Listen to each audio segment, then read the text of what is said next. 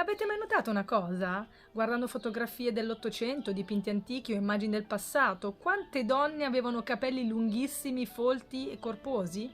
Capelli che arrivavano alla vita e a volte anche più in giù.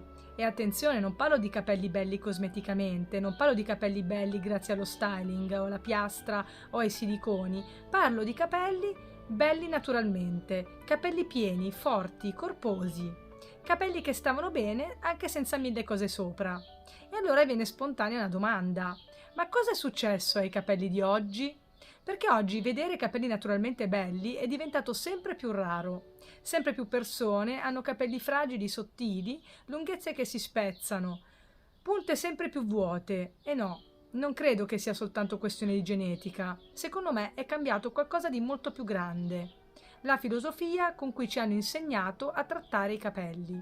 Perché io oggi voglio dire una cosa forse un po' scomoda. Secondo me l'industria moderna non ci ha insegnato a prenderci cura dei capelli, ci ha insegnato lentamente a distruggerli, chiamandola hair care. Partiamo da una cosa semplicissima: come si lavavano i capelli nell'Ottocento? Perché no, non esistevano shampoo super schiumogeni, non esistevano detergenti sempre più aggressivi, non esisteva l'ossessione moderna della cute ultra sgrassata. In molte tradizioni si usavano metodi molto delicati, come la crusca, infusioni, saponi semplici, erbe, polveri vegetali.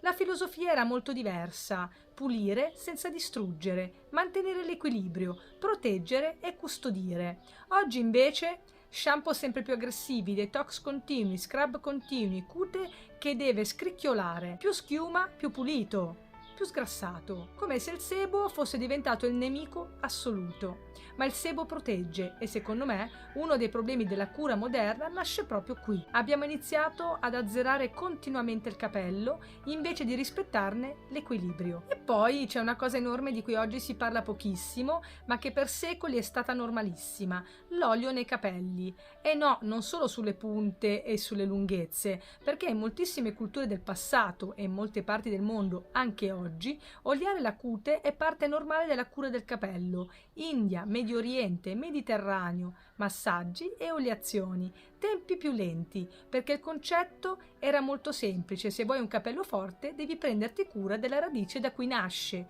Oggi invece sembra quasi il contrario: ci hanno insegnato che la cute deve essere sempre ultra pulita, sempre sgrassata e leggera, guai mettere olio, guai nutrire, guai avere un minimo di sebo, come se tutto ciò che è naturale fosse improvvisamente diventato sbagliato. Ma io una domanda me la faccio: se per secoli le persone hanno protetto cute e lunghezze con oli e in molte culture lo fanno ancora oggi, hanno capelli bellissimi, siamo proprio sicuri che eliminare continuamente ogni forma di protezione sia stata una grande idea?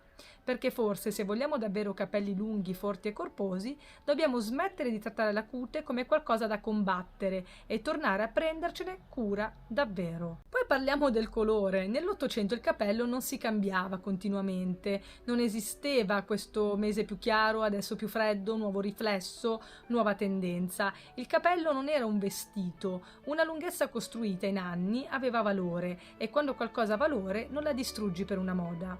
Oggi invece tinture chimiche continue, schiariture continue, gloss, balayage, correzioni, cambi di look continui, come se il capello dovesse continuamente appunto trasformarsi. Ma il capello non dimentica, stratifica. Ogni trattamento lascia qualcosa, ogni ossidazione lascia qualcosa, ogni schiaritura lascia qualcosa, e dopo anni il risultato si vede. Un'altra enorme differenza: nell'Ottocento il capello era il capello. Se era mosso restava mosso, se era voluminoso aveva volume, se aveva carattere aveva carattere. Oggi invece il capello naturale sembra non andare mai bene.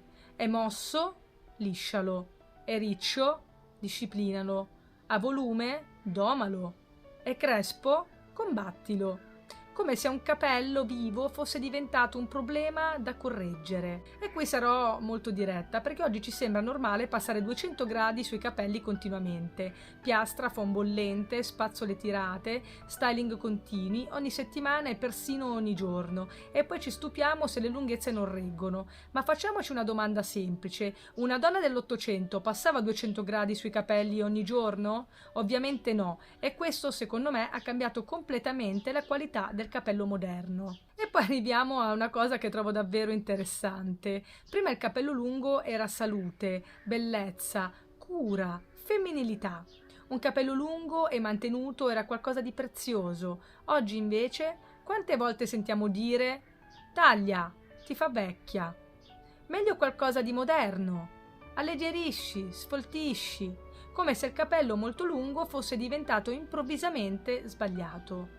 Però poi guardiamo cinema, star e pubblicità e cosa vediamo? Capelli lunghissimi e onde perfette, volume incredibile, solo che spesso sono extension, parrucche. Quindi una domanda io me la faccio. Perché alle persone comuni viene insegnato che il capello molto lungo è passato, mentre continua a essere l'ideale estetico? E qui arriviamo alla parte più scomoda, perché oggi ci vendono tutto questo come cura, hair care. Ma siamo sicuri? Perché secondo me questo succede. Prima stressi il capello, poi compri il prodotto riparatore, prima lo secchi, poi il siero, prima lo impoverisci e poi la maschera, prima rovini la texture naturale e poi compri il prodotto per sistemarla. E intanto sempre più persone hanno routine lunghissime, ma capelli sempre più brutti e fragili. E poi c'è un'altra enorme differenza tra l'Ottocento e oggi.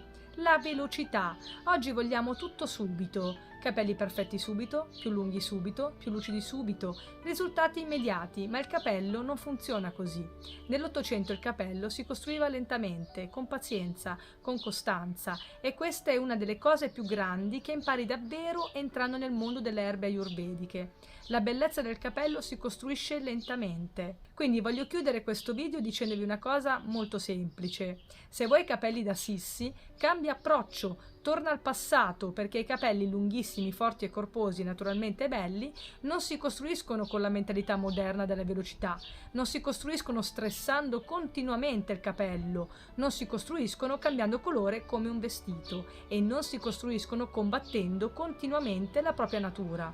Forse è arrivato il momento di smettere di ascoltare chi ci ha insegnato che distruggere lentamente il capello significa prendersene cura e iniziare invece a trattarlo come facevano una volta, con pazienza, con costanza e con rispetto, perché forse il passato sui capelli aveva capito molte più cose di noi.